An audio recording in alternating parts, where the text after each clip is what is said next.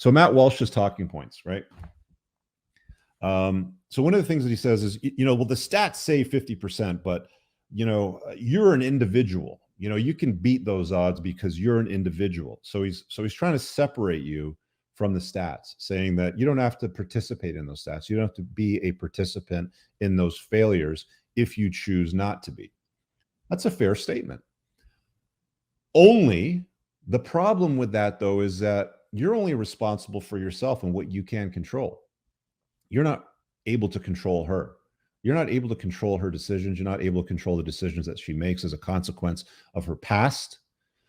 For example, a woman that's shared her body with a number of guys is a far worse long-term relationship, use the word partner, wife, versus one that's a virgin. One that's a virgin, the chances of her being unhappy, experiencing displeasure, wanting to leave the marriage is very, very small. I think it's less than like 30%. Whereas if she shared her body with something like 3 or 4 guys plus, the number goes up to like over 60%, 70%, right? And it just keeps getting worse. And the truth of the matter is, I think that most guys acknowledge today that women have been promiscuous with impunity. Toxic feminists have been telling women for decades now, not for years, but for decades, several decades back to back, you go girl. If a man can do it, you can do it too. Go out there, have fun, right?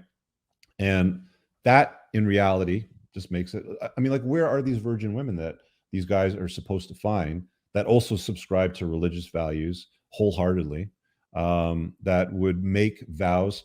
So he said a few things like, state in principle, no divorce from the offset. So you and your future wife are to sit down and to state in principle, no matter how bad things get, we're not going to get divorced. Isn't that the vows that you take when you go before the church and your family and you say, in sickness and health and richer and poorer and da-da-da-da and all that sort of stuff, we're not going to end this? The church legitimately says, when you go before the priest or whoever it is that performs the ceremony, and I know this because I had a ceremonial wedding when I did mine, there is no divorce. They overtly, explicitly state it very loudly and clearly, you're never to get divorced, right?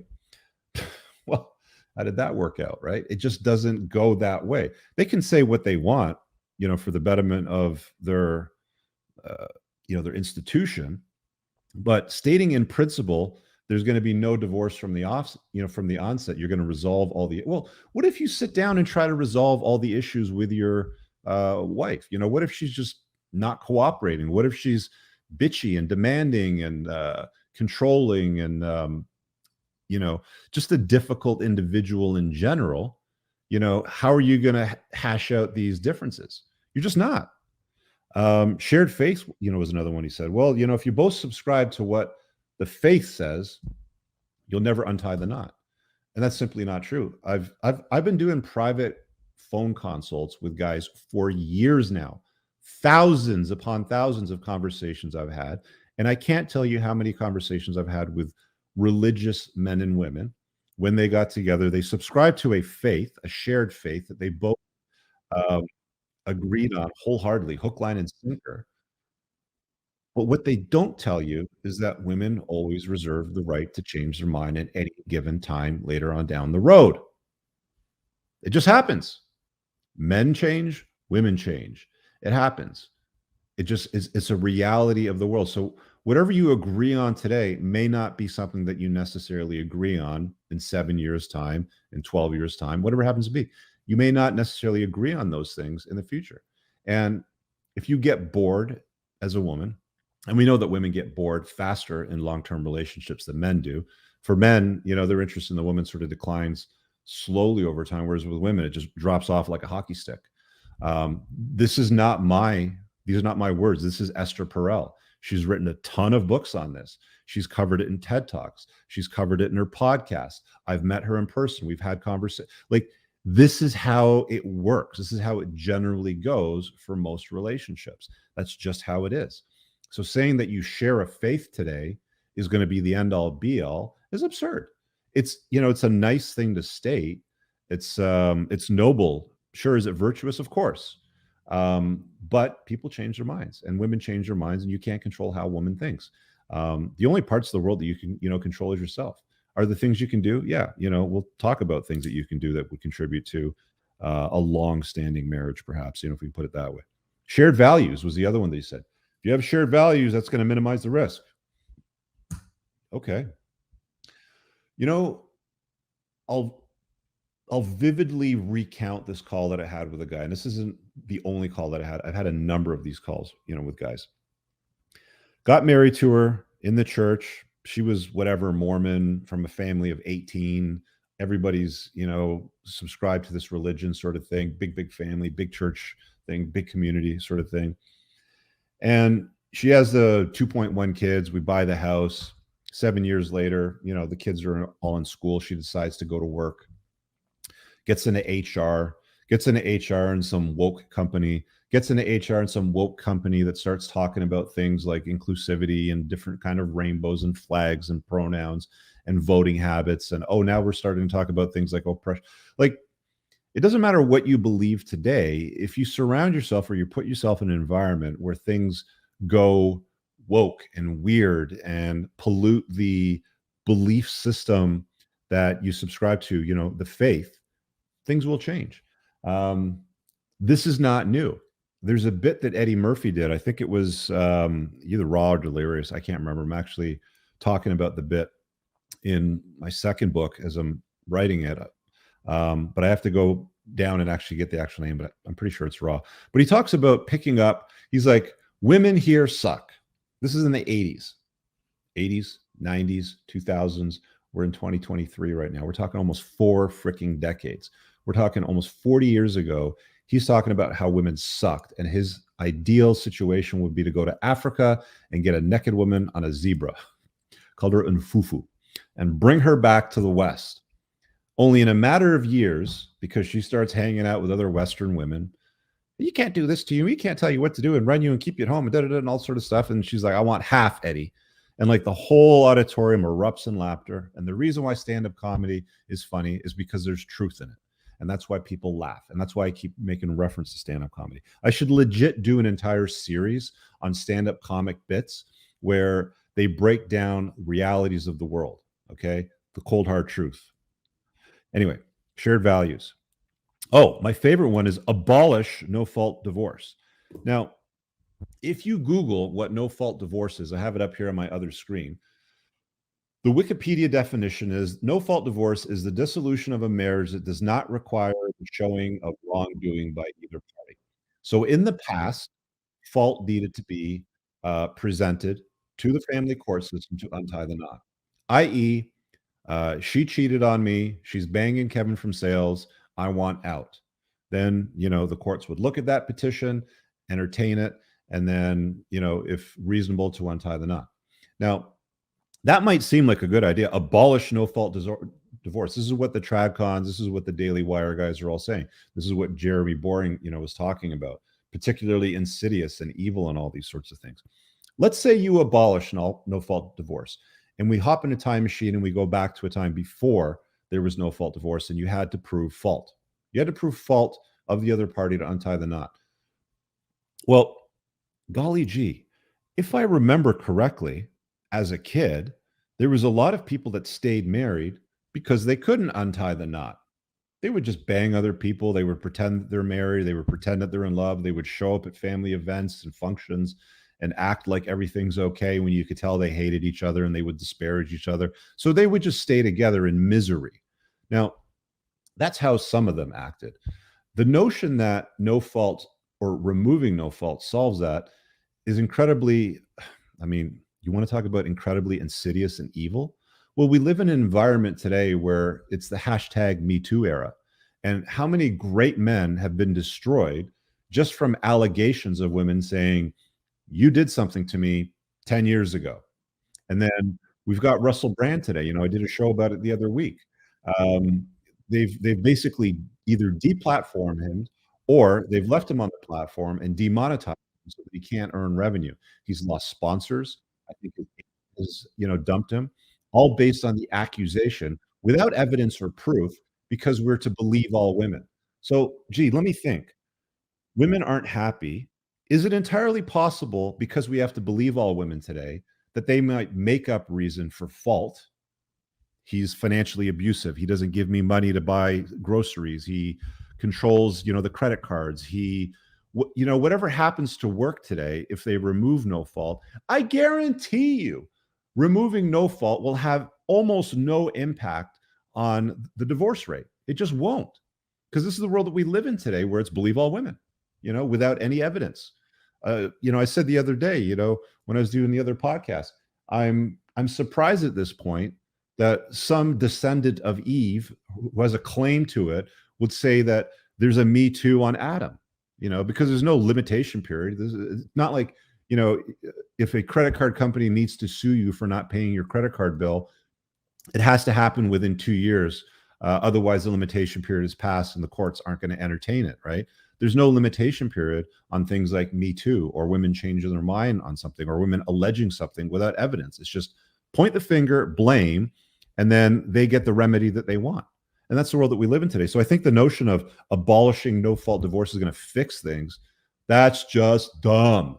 And if anybody believes that, you're just dumb. It ain't going to fix anything. It ain't going to solve anything. Let's keep going. What else did he say? The family court system needs to be torn down and rebuilt. And by the way, I've had a conversation with Andrew Clavin on the Daily Wire before. That video is pinned below in the description. That was a few years ago. It was around the time my book was just released, and he or his people contacted me to come on to talk about marriage and divorce, stuff that I was talking about in my book. And I thought we had a very productive conversation.